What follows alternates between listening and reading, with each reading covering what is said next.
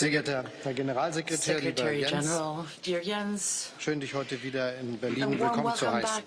Ich habe das Gefühl, dass hier in Berlin die Möglichkeit besteht, dich ziemlich oft zu begrüßen. Und jedes Mal ist es mir eine besondere Freude, so auch heute willkommen. Die Zeiten sind bewegt.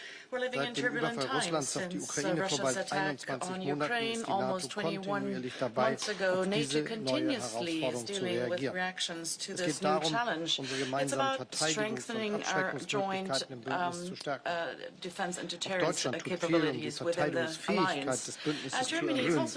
Ich bin der Bundeswehr dankbar, dass sie diese Aufgaben so beherzt angeht. Das bedeutet auch, über Gewohntes hinauszugehen, wie etwa mit der dauerhaften Stationierung einer ganzen Brigade in Litauen oder mit mehr militärischen Großverbänden, die künftig in hoher Bereitschaft sein werden. Klar ist, die Bundeswehr muss dazu auskömmlich finanziert werden. In der NATO haben wir uns darauf verständigt, dass künftig 2% des Bruttoinlandsprodukts die Basis unserer Anstrengungen sein soll. Deutschland wird dieses Ziel, wie angekündigt, vom kommenden Jahr an einhalten.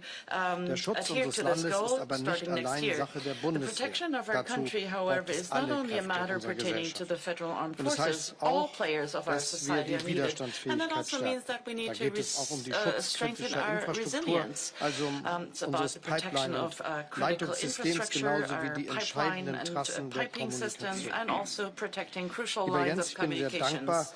Jens, I'm very grateful that NATO reacted so swiftly to the initiative of Jonas Gahr Støre and myself, and now is protecting critical underwater infrastructure.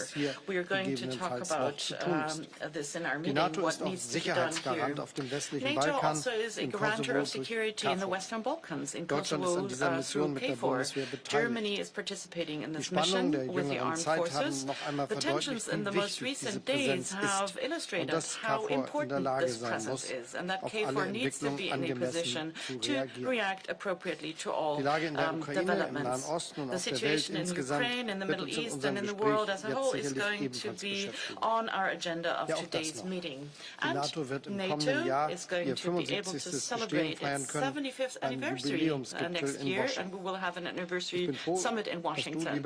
I'm very happy that you, Jens, are going to shape this benchmark of NATO as NATO Secretary General. Once again, a warm welcome to you here in Berlin.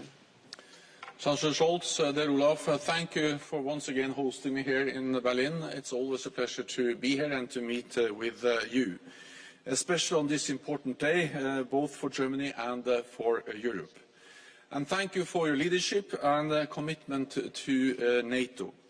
Germany is a highly valued NATO ally, making major contributions to our shared security. I'm grateful for Germany's contributions to many NATO missions and operations, and also the fact that Germany is allocating troops to NATO for the defense of Europe, including a NATO brigade stationed in Lithuania and troops for our battle group in Slovakia. Germany is also making historic investments in defense. Your commitment to invest 2% of GDP by next year is important for all allies, the whole alliance. And sustaining this level of investment will be a game changer for our collective defense. Let me also thank Germany for its focus on cyber defense. Later today, I will attend the first annual NATO Cyber Defense Conference. Hosting this event in Berlin demonstrates Germany's leadership in this domain. Russia continues to undermine security in Europe. This week, they withdrew from the Treaty on Conventional Armed Forces in Europe, the CFE Treaty. And with this step, Russia has revoked and walked away from every major arms control treaty.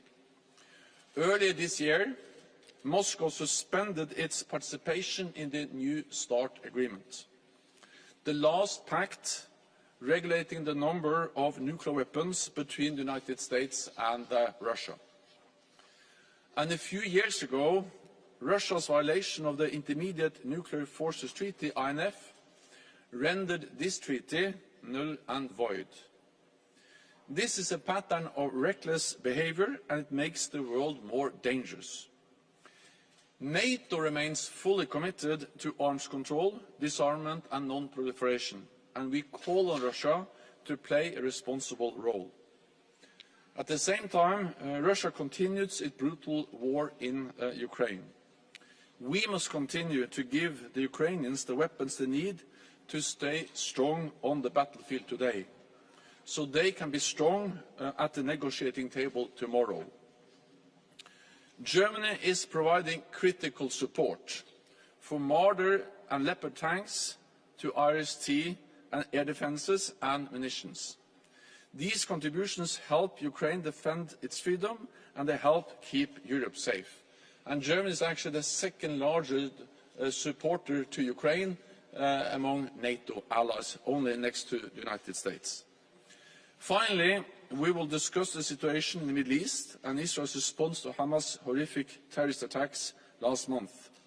International law must be respected, civilians must be protected, and NATO allies support humanitarian posts to allow aid to reach Gaza.